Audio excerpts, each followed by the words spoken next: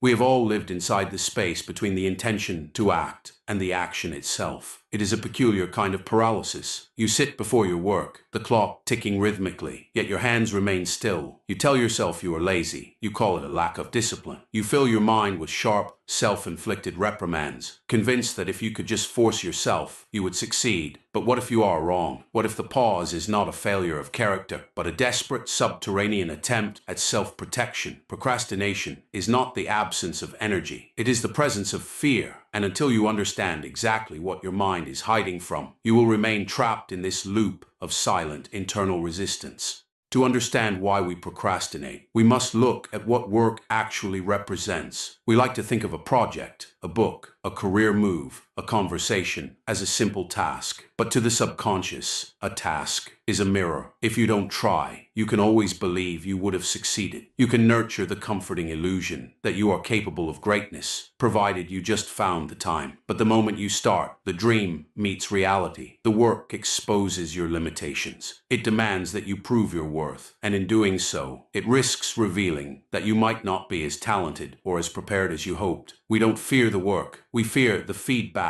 the work gives us about ourselves. Procrastination is a shield against the truth of our own fragility. The brain is not a rational machine. It is an emotional guardian. When you face a task that induces anxiety, your amygdala, the brain's alarm system, interprets that stress as a physical threat, no different from a predator in the wild. Your brain wants to keep you safe, and the safest place is the now. If you don't do the work, you don't feel the anxiety of potential judgment. This creates a feedback loop. You procrastinate to soothe your anxiety. The procrastination leads to more work piling up, and that new mountain of work creates even more anxiety. Your brain, in its misguided attempt to protect you from the pain of failing, has essentially locked you in a cage where the only thing you are safe from is your own growth. There is a heavy toll for this safety. When you choose to procrastinate, you are not just pushing a task into the future. You are borrowing time from a version of yourself that is already overwhelmed. You are loading the next week, the next month, or the next year with the residue of today's avoidance. Eventually, the bill comes due. The realization strikes that you have spent your life waiting for the perfect moment, the moment when you would feel capable, when the stars would align, when the fear would finally dissipate. But that moment never arrives. The tragedy is not that you failed. The tragedy is that you lived in the waiting room of your own life, watching the most vibrant parts of your potential wither while you searched for the courage to begin.